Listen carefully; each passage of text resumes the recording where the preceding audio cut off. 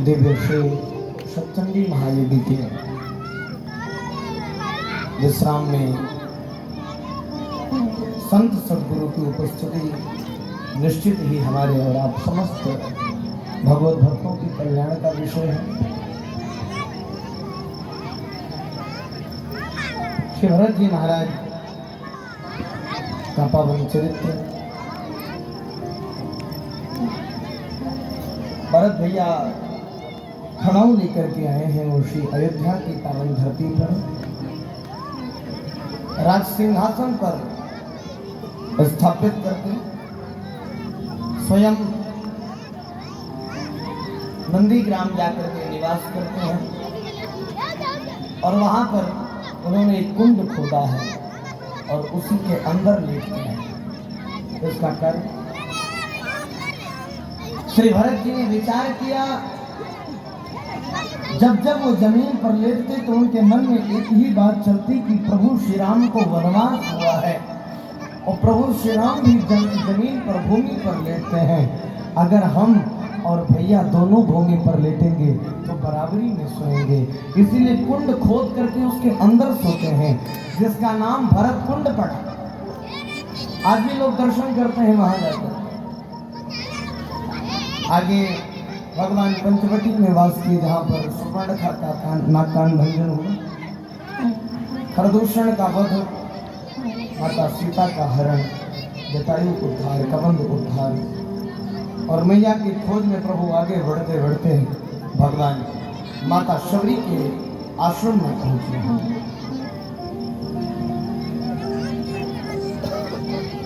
लोग बड़े बड़े धर्माचार्यों से, बड़े बड़े संतों से यही प्रश्न करते हैं कि प्रभु श्री राम का वनवास क्यों हुआ? आखिर प्रभु श्री राम जंगल में वन में आए क्यों? इसका कारण क्या है?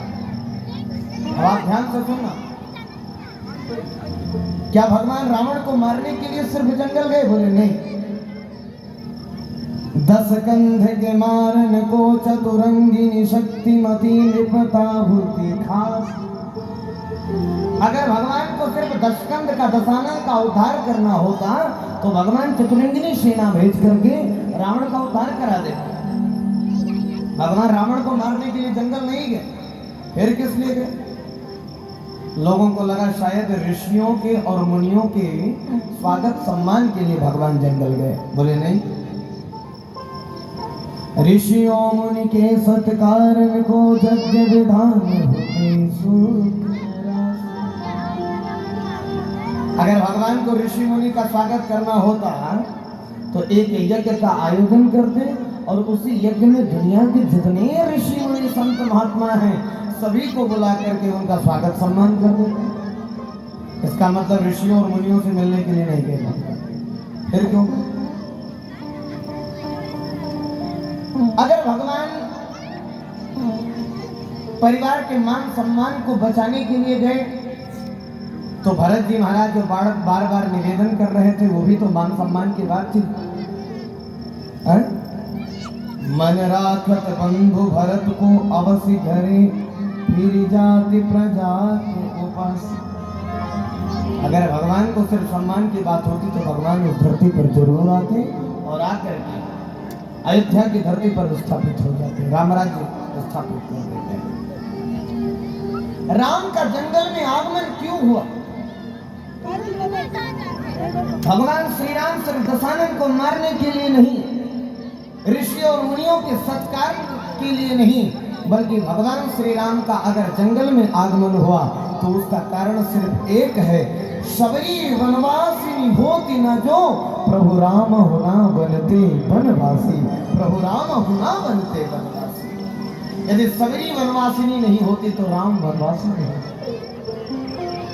10,000 वर्षों तक राम की प्रतीक्षा में सबरी ने रोज यही कहा है कि मेरे रघुनंदन कब आओगे, मेरे भगवान कब आओगे, मेरे श्री राम कब आओगे, मेरे भगवान कब आओगे, ये बारंबार निवेदन किया।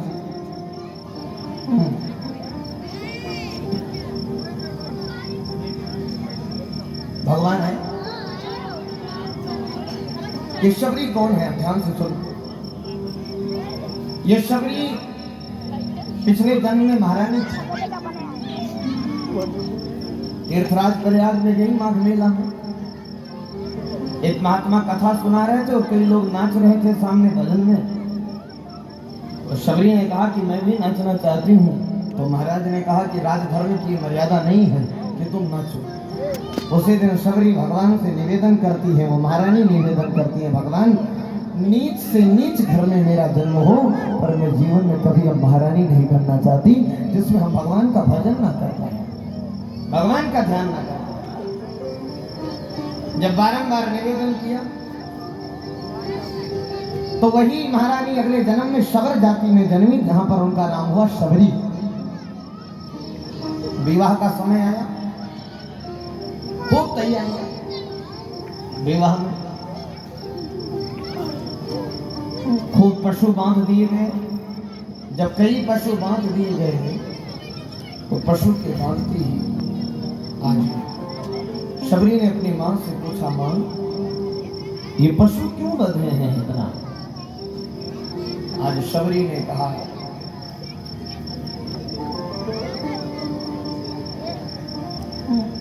पशुओं को बांधने की आवश्यकता क्या है?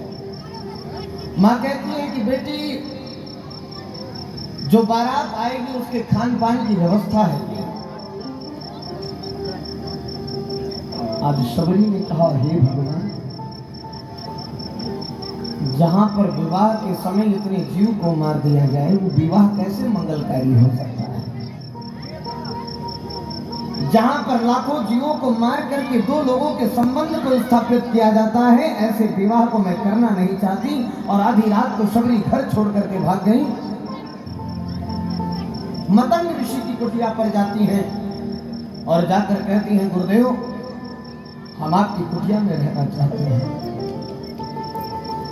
मतंग ऋषि ने कहा, नहीं बेटी, मैं तुम्हें अपनी कुटिया में नहीं रख सकता। ये दुनिया वाले पता नहीं क्या क्या कलंक लगाए हैं। मैं महात्मा हूं, एक कन्या को रखूंगा तो अच्छा नहीं लगेगा। आज शबरी रातों रात मतंग ऋषि के यहाँ ला करके लकड़ी के बंडल रख देती, साफ सफाई कर देती और सेवा करती रहती। एक दिन मतंग ऋषि ने आधी रात को पकड़ लिया और आधी रात को जैसे ही मतंग ऋषि ने पकड़ा, शबरी का हाथ। शबरी ने कहा, क्यों महाराज, क्यों पकड़ते हैं? बोले, ये क्या कर रही हो? शबरी ने कहा कि आप हमें आश्रम में नहीं रख सकते और मैं सेवा तो कर सकती हूँ ना, सेवा तो करने दीजिए। आज मतंग ऋषि ने कहा, कोई बात नहीं, आज से तुम आश्रम में ही रहोगे बेटी। बेटी कहकर के संबोधित किया। दुनिया वाले जो कहते रहे, पर आज के बाद तुम्हें यहीं रहना है। और शबरी को अपने आश्रम में रखा। एक दिन ऐसा समय आया कि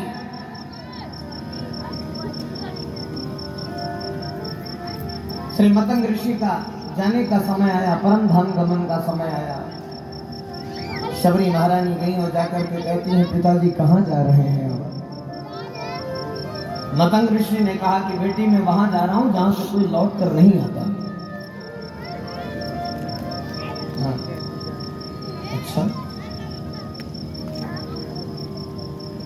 तो राम से कौन मिलाएगा मुझे अब? मतंग ऋषि ने कहा बेटी जाते जाते तुझे एक वरदान देता हूं। दुनिया वाले राम को ढूंढते हैं पर तेरे साथ ऐसी स्थिति आएगी कि राम ढूंढते ढूंढते तुम्हारी कुटिया पर आकर तुम्हें दर्शन देंगे। ये तुम्हारे गुरु का और पिता का वचन है। जाओ निश्चिंत। तब से शबरी रोज सुबह उठती और उठ करके झाड़ू लगा करके स्वागत की तैयारी करती और रोज यही कहती प्रभु रामा रामा रटते रटते बीती रे उमरिया रामा रामा रटते रटते बीती रे उमरिया रामा रामा रटते रटते बीती रे उमरिया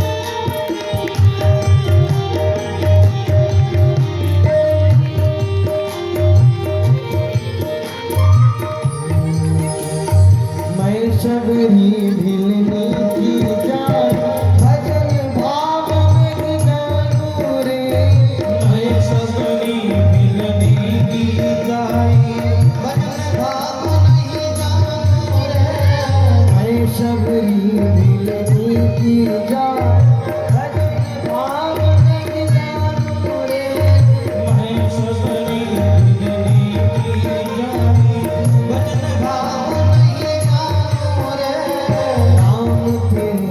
दर्शन के हित वन में जीवन पालू रे राम तेरे दर्शन के वन में जीवन पालू रे चरण कमल से निर्मल कर दो चरण कमल से निर्मल कर दो चरण कमल से निर्मल कर दो चरण कमल से निर्मल कर दो काशी की खुबाड़ी दिया रामा रामा रटते रटते रे उमरिया रामा रामा रटते रटते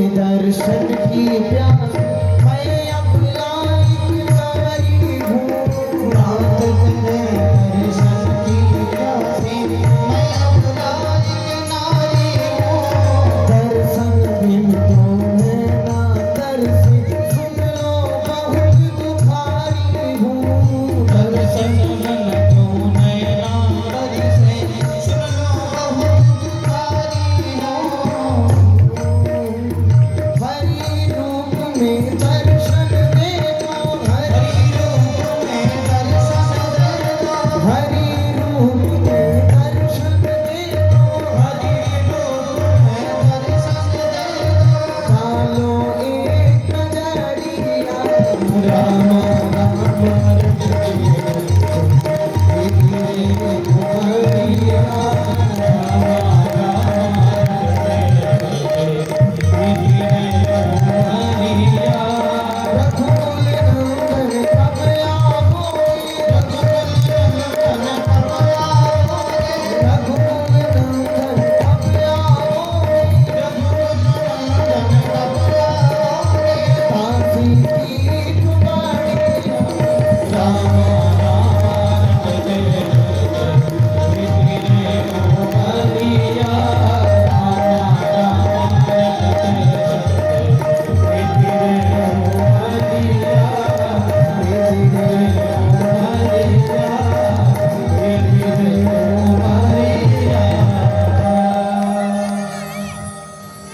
रघुकुल नंदन कब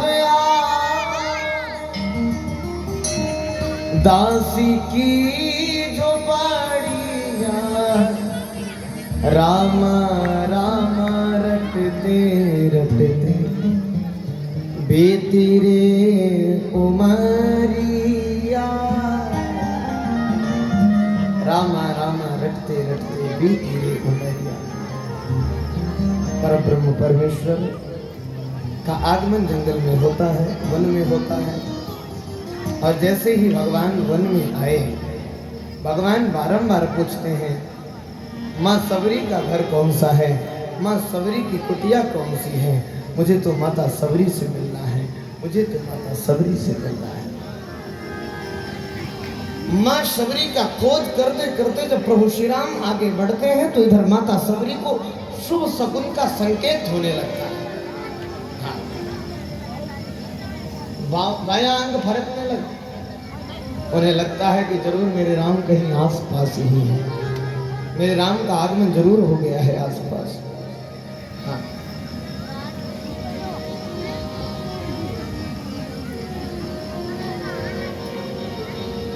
बोल बोल कागा मेरे राम सबरी को एक स्थान पर एक कौवा दिखाई पड़ता है तो कौवे से कहती है बताओ ना मेरे राम कब आएंगे। सबरी की कोटी आके भाग जाग जाए, बोल बोल कागा मेरे राम कब आए नहीं राम जी, लगाई कहाँ देर है, चुन चुन के रखी मैंने कब से ये बैर, बलि बलि जाऊंगी मैं राम जब आए, बोल बोल कागा राम कब आए। कौवे से कहती है कौवे ला देर कागा मोहे राम की खबरिया, आएंगे धनुष धारी कौन सी डगरिया। थोड़ा राम की सूचना लेकर के आओ कि मेरे राम कब आएंगे, कहाँ आएंगे, किस तरफ से आएंगे। कौवे ने कहा अगर राम जी आएंगे तो स्वागत कैसे करोगे शबरी। शबरी कहती है कि अखियां बिछा दूंगी मैं, अखियां बिछा दूंगी मैं राम जब आए, बोल बोल कर मेरे राम कर। लोगों ने कहा कि तुम्हारे राम जी के पास सूचना लेकर के जाना पड़ेगा क्या? हा? बोले नहीं, सूचना की आवश्यकता नहीं है। भक्त की सूचना राम तक पहुंचानी नहीं पड़ती है, बल्कि राम स्वयं अपने भक्तों को खोजते हुए उनके दरवाजे पर पहुंचते हैं। हम माना कि मेरे राम थोड़े भोले भाले हैं। भोले भाले दोनों भाई बड़े ही रिझावर हैं, मेरी मैया के वही पतवार है। भोले भाले दोनों भाई बड़े ही रिझावर हैं, मेरी मैया के वही पतवार है। जान के अनाथ हमको पार लगाए, बोल बोल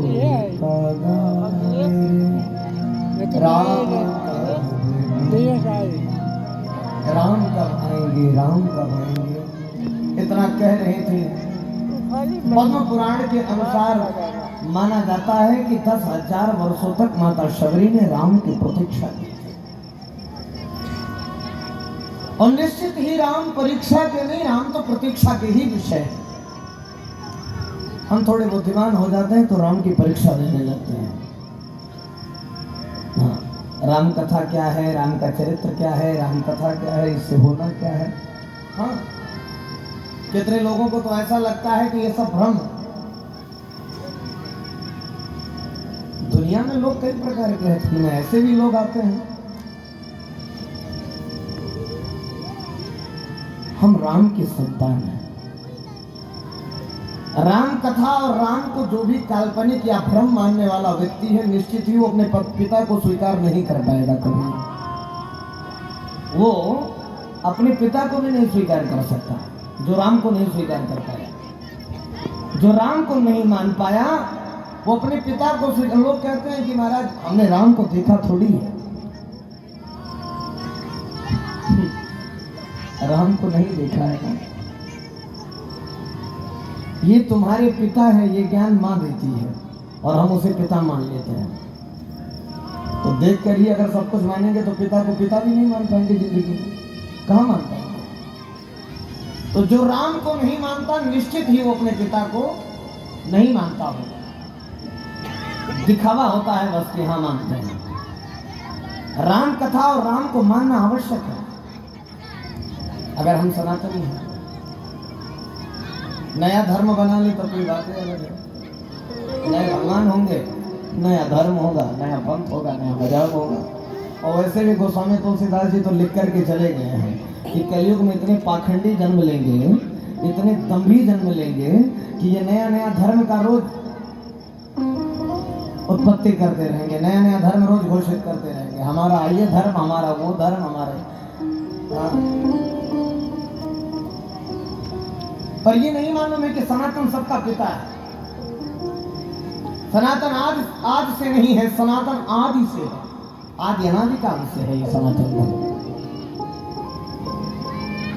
माता शबरी के पास प्रभु श्री राम गए हैं। माता शबरी ने स्वागत किया, जूठे बेर को खिलाया। राम ने उसकी बड़ी प्रशंसा की। प्रशंसा करके राम वहां से आगे बढ़ते हैं। भगवान खोजते खोजते गए। श्री हनुमान जी महाराज से भगवान का मिलन होता है। हनुमान जी से मिलन हुआ। हम सभी लोग एक बार श्री हनुमान जी का जयकारा लगाएंगे। बोलिए हनुमान जी महाराज की जय। हनुमान जी महाराज से मिलन हुआ। हनुमान जी ने कहा चलिए प्रभु हम आपकी मित्रता कराते हैं सुग्रीव जी से। लक्ष्मण जी ने कहा खबरदार, एक चोरी से छिप करके बैठा हुआ सुग्रीव मेरे भैया का मित्र बनने योग्य थोड़ी ना है। हनुमान जी ने कहा प्रभु है तो वो सेवक बनने योग्य, पर अगर उसे मैं मित्र बना दूंगा तो सेवक की गद्दी खाली हो जाएगी, और जैसे ही सेवक की गद्दी खाली हो जाएगी तुरंत उस सेवक की गद्दी पर ये हनुमान बैठ जाएगा। इसीलिए मैं चाहता हूं कि आप सुग्रीव को मित्र बना लीजिए ताकि सेवक की गद्दी खाली हो और सच में जो दास है वो हनुमान सेवक के रूप में स्थापित हो। यही निवेदन। श्री हनुमान जी महाराज सुग्रीव जी से मित्रता कराते हैं। बाली का उद्धार भगवान के द्वारा हुआ है और बाली के उद्धार उपरांत आज हम सभी लोग स्पर्श करते हुए आगे बढ़ेंगे। अपनी व्यवस्था से कथा की तो इसमें सबका अतिथियों का जब आगमन होता रहा तब स्वागत करते रहे, सारी चीजें वो देखिए यजमान की कथा में और इस तरह से व्यवस्था बना करके कथा करने में दोनों में बड़ा अंतर है।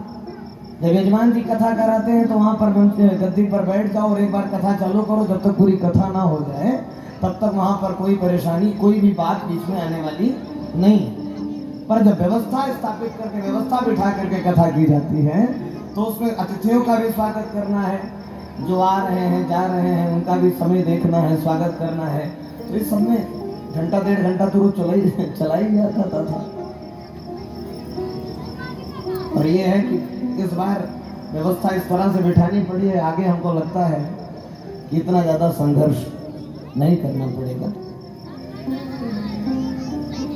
हमारे क्षेत्र के हमारे गांव के जो युवा टीम है ये भी पूर्ण रूप से सक्रिय हो गए हैं और अब कभी भी किसी आयोजन में हमको लगता नहीं है कि किसी मार्गदर्शन की आवश्यकता होगी, सब स्वयं देख लेंगे। तब निश्चिंत होकर के हम कथा सुना पाएंगे आराम से।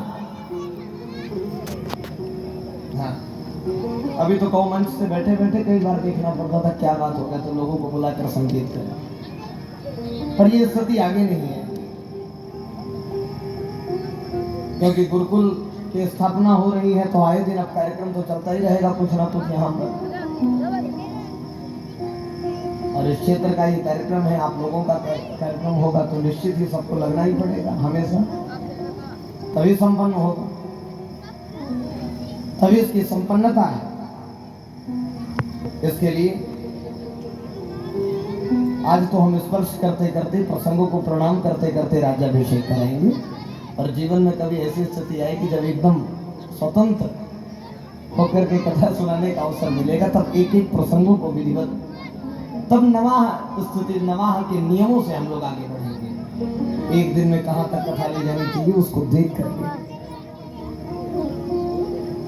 पर भगवान की कृपा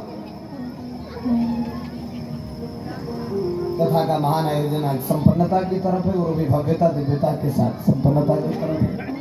भंडारा भी अभी चल ही रहा है, चलता ही रहेगा भक्तों के आने तक। श्री हनुमान जी महाराज गए हैं लंका की पावन धरती पर माता सीता का पता लगा करके,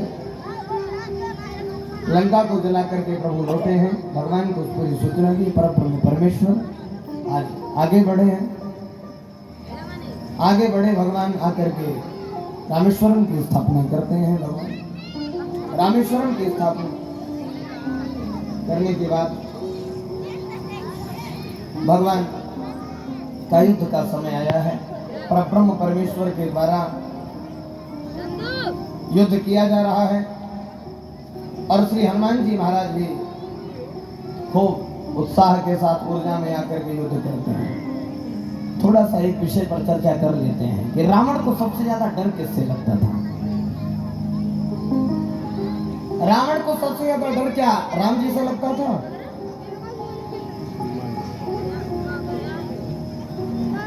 तो रावण को सबसे ज्यादा डर लक्ष्मण जी से लगता होगा, हनुमान जी से नहीं, न राम जी से, न लक्ष्मण जी से, न हनुमान जी से।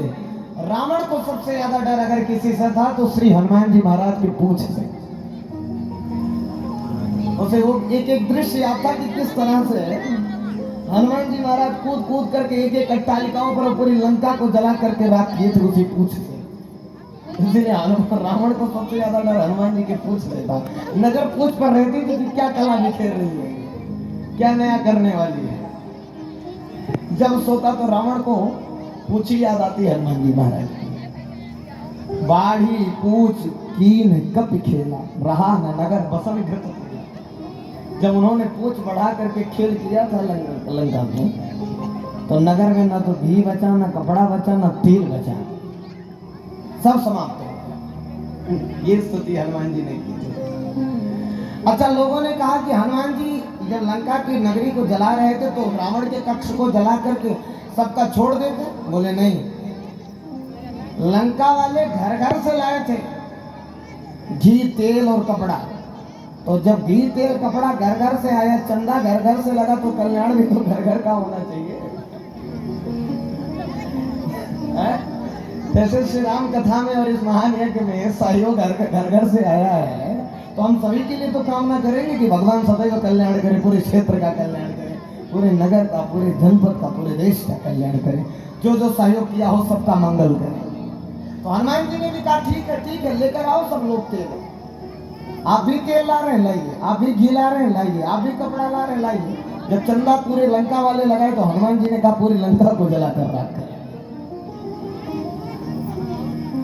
विभीषण जी ने नहीं दिया तो उनका बच गया भवन। अब यहाँ पर जब युद्ध चल रहा था तो युद्ध चलते चलते रावण की तरफ से 4 प्रकार के सैनिकों को भेजा गया है। पैदल, गजदल, अश्वदल, रथदल, 4 प्रकार के दल आए। गजदल मतलब हाथी दल, हाथी वाला सैनिक, हाथी पर बैठ कर। अश्वदल मतलब घोड़ा पर बैठ करके सैनिक। रथ दल मतलब रथ पर बैठ करके सैनिक आए हैं। और पैदल मतलब पैदल ऐसे ही दौड़े दौड़े आ गए। इस तरह से सैनिक आए हैं। तो लक्ष्मण जी ने देखा हनुमान जी की तरफ, और हनुमान जी क्या करूं, गदा लेकर आऊं क्या आपका? हनुमान जी ने कहा यहाँ गदा की आवश्यकता नहीं है। तो 4 प्रकार के सैनिक है, कैसे मारोगे, कैसे गिराओगे इन्हें? हनुमान जी महाराज ने कहा कि इनके लिए तो हम स्वयं काफी हैं। कैसे? आज हनुमान जी महाराज हाथी उठावे और हाथी पर मारे, घोड़ा उठावे और घोड़े पर मारे, रथ उठावे रथ पर मारे, और अपने पूंछ को फैलाए और जितने पैदल थे उनको पूंछ में बांधे और ऐसे ऐसे ऐसे ऐसे घुमाए, घुमा कर फेंके, सीधा लंका में पहुंचे। सब प्राणों का त्याग कर दी, मर गए। हाथी सो हाथी मारे, घोड़े सो संघारे घोड़े, रथई सो रथ बिदरनी बलवान की। हनुमान जी महाराज इस तरह से मार रहे हैं। आज जब इस तरह से मारे तो हनुमान जी महाराज बड़े प्रसन्न। रावण ने कहा अब अमर सैनिकों को भेजेंगे। अमर सैनिक मतलब जिन्हें कोई मार ना पाए।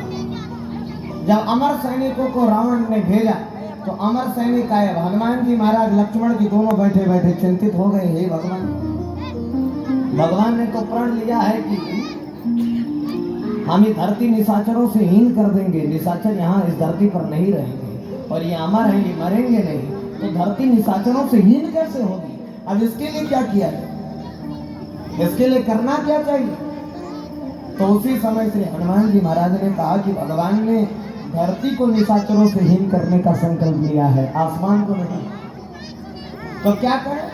हनुमान जी महाराज फिर जितने भी अमर सैनिक हैं उनको अपने पूंछ में बांधे और पूंछ में बांध करके जय रजनीचर वीर विशाल कराल विलोकत काल न खाए, अति रनरोर बड़े बरजोर कपीस किशोर बड़े फग फाए। लूम लपेट के पूंछ में लपेट के आकाश निहार के हाथ उठी हनुमान चलाए। हनुमान जी महाराज उड़े और उड़े तो कहाँ गए? बोले चले नवजात पड़े ब्रह्मवात। हनुमान जी महाराज वहां पहुंचे हैं जहां पर गुरुत्वाकर्षण शक्ति अपना कार्य नहीं कर सकती, और ऐसे स्थान पर श्री हनुमान जी महाराज ने पूंछ से खोला और सबको जितने अमर सैनिक थे वहीं छोड़ा। तो चले नवजात पड़े ब्रह्मवात, आज तलक नहीं भूतल आए। हनुमान जी ने कहा इसी ब्रह्मवात में तुम लोग पड़े रहो, न धरती पर आओगे न राम के संकल्प में कोई कमी रह पाएगी। जितने अमर सैनिक थे सबको वहीं छोड़ दिया। तो अतुलित बलधामं हेमशैला भदे हम ललितमणि कृशानं ज्ञानिनाम अग्रगण्यम सकल गुण निधानम वानराणामधीशम रघुपति प्रिय भगतम वात जातम। श्री हनुमान जी महाराज इस तरह से युद्ध कर रहे हैं। अन्यान्य निशाचरों का वध करते करते भगवान श्री राम और रावण का युद्ध चल रहा है। बड़ी विकट स्थिति आ गई है कि राम जी कितना भी मारे पर रावण का तो वध ही नहीं कर पा रहे हैं। तो विभीषण जी महाराज आकर के कान कान में कहते हैं, प्रभु इनके नाभि में अमृत कुंड है। तो सीधा 31 बाण चलाए हैं। खींच सरासन श्रवण लगी छाड़े सर 31 रघुनायक सायक चले मानव काल फनीस। आज जैसे ही 31 बाण चलाए 10 तो जाकर के इनके सर समाप्त किए काटे और 20 इनकी भुजाओं को और 1 बाण जाकर के इनके नाभि कुंड से अमृत को सोखता है। और उसी समय रावण राम राम कहते हुए अपने प्राणों का परित्याग करता है। बोले राजा रामचंद्र भगवान की जय। राजा रामचंद्र भगवान की जय। रावण का उद्धार हुआ है और रावण का उद्धार करके परब्रह्म परमेश्वर ने सुग्रीव जी महाराज और अन्य वानरी सेना को साथ में लेकर के विभीषण जी महाराज को राज सिंहासन पर विराजमान किया है। विभीषण जी ने कहा, प्रभु राजगद्दी हमें नहीं चाहिए, राज सिंहासन पर बैठने की इच्छा हमारी नहीं है। भगवान ने कहा, नहीं, राज सिंहासन पर तो आपको बैठना ही पड़ेगा। और आज राज सिंहासन पर परब्रह्म परमेश्वर विभीषण जी महाराज को बिठा करके वहाँ से पुष्पक विमान से भगवान आगे बढ़ते हैं। आए और आकर के श्रृंगवेरपुर की पावन धरती पर ठहरे हैं। हनुमान जी महाराज को भेज करके अयोध्या में संदेश पहुंचवाए हैं। भरत जी महाराज को बताए हैं कि राम जी का आगमन होने वाला है। और जब ये संदेश मिला है, आज पुष्पक विमान से भगवान आगे बढ़ रहे हैं। हो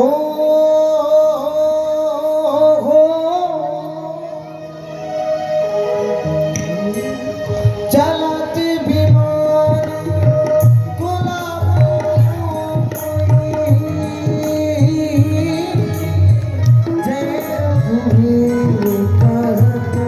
सबको सिया राम जय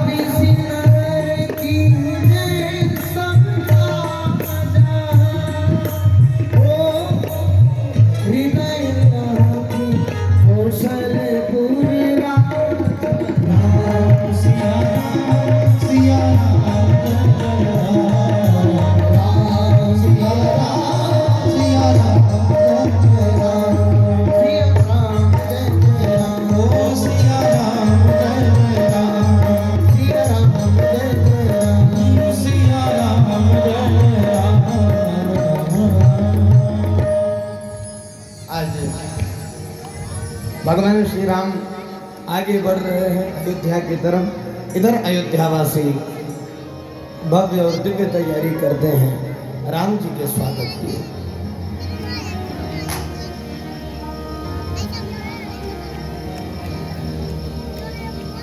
आइए हम लोग भी स्वागत करें प्रभु श्री राम जी का। भाव से भव्य और दिव्य स्वागत करेंगे और यही कहेंगे, राम अगर आप हमारे यहाँ आते हैं तो हमारा भाग्योदय है। ओ मेरी झोपड़ी के भाग आज